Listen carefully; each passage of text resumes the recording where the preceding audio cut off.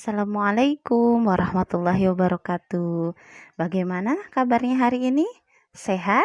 Alhamdulillah. Semoga Allah Subhanahu wa Ta'ala selalu melindungi kita semua dan menjauhkan dari hal-hal yang tidak kita inginkan. Di sini, teman-teman, kali ini Miss akan bercerita. Siapa yang ingin mendengarkan Miss bercerita? Simak baik-baik ya.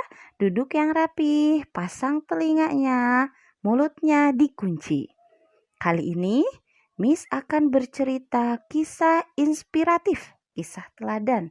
Dan teman-teman jangan lupa siapkan buku dan pensilnya untuk mencatat apa sih kisah inspiratifnya, apa sih hikmah yang harus kita ambil dari cerita tersebut. Simak baik-baik ya.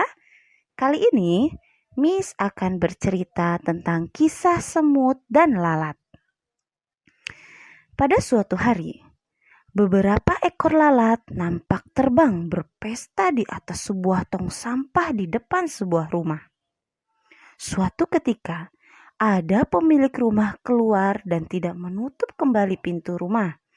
Kemudian, nampak seekor lalat bergegas terbang memasuki rumah itu.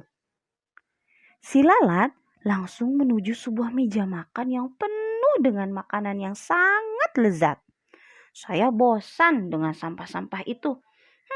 Kali ini aku ingin makan yang lebih nikmat dan lebih enak. Ini saatnya menikmati makanan segar. Kata si lalat. Setelah kenyang, si lalat bergegas ingin keluar dan terbang menuju pintu. Tiba-tiba, saat dia di depan pintu, ternyata pintu tersebut telah ditutup. Pintu tersebut ditutup rapat oleh pemilik rumah tersebut. Si lalat hinggap sesaat di kaca, memandangi kawan-kawannya yang melambai-lambaikan tangannya seolah meminta agar ia bergabung kembali dengan mereka. Si lalat pun terbang di sekitar kaca, sesekali melompat dan menerjang kaca itu. Dengan tak kenal menyerah, si lalat mencoba keluar dari pintu kaca. Lalat itu merayap mengelilingi kaca dari atas ke bawah, dari kiri kanan, bolak-balik terus-menerus tanpa lelah. Demikian terus dan terus berulang-ulang. Hari makin petang, si lalat itu nampak kelelahan dan kelaparan. Besok paginya, nampak lalat itu terkurai lemas, terkapar di atas lantai. Tak jauh dari tempat itu, nampak segerombolan semut merah berjalan beriringan keluar dari sarangnya untuk mencari makan. Dan ketika menjumpai lalat yang tak berdaya itu, serentak mereka mengerumuni dan beramai-ramai menggigit tubuh lalat itu hingga mati. Kasihan sekali ya. Kawanan semut itu pun beramai-ramai mengangkut bangkai lalat yang malang itu menuju sarang mereka. Dalam perjalanan, seekor semut kecil bertanya kepada rekannya yang lebih tua.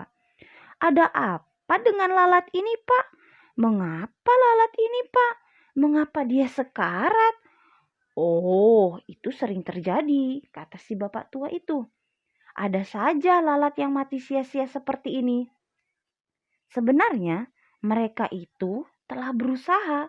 Dia sungguh-sungguh telah berjuang keras, berusaha keluar dari pintu kaca itu.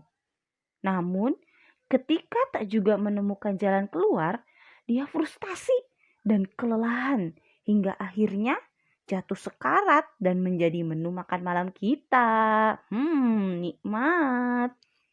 Semut kecil itu nampak memanggut-manggutkan kepalanya. Namun masih penasaran dan ingin bertanya lagi. Aku masih tidak mengerti, Pak. Bukannya lalat itu sudah berusaha keras. Kenapa tidak berhasil? Masih sambil berjalan dan memanggul bangkai lalat, semut tua itu menjawab. Lalat itu adalah seorang yang tak kenal menyerah dan telah mencoba berulang kali. Hanya saja dia melakukannya dengan cara-cara yang sama. Semut tua itu memerintahkan rekan-rekannya berhenti sejenak dan semut tua itu melanjutkan perkataannya. Namun kali ini dengan mimik dan nada lebih serius. Ingat anak muda, jika kamu melakukan sesuatu dengan cara yang sama, tapi mengharapkan hasil yang berbeda, maka nasib kamu akan seperti lalat ini. Bagaimana ceritanya? Seru tidak teman-teman? Seru ya? Kasihan sekali si lalat ini, padahal dia sudah berjuang, sudah berusaha dengan sekuat tenaganya, tapi tidak membuahkan hasil. Kenapa begitu? Pasti teman-teman tahu kan?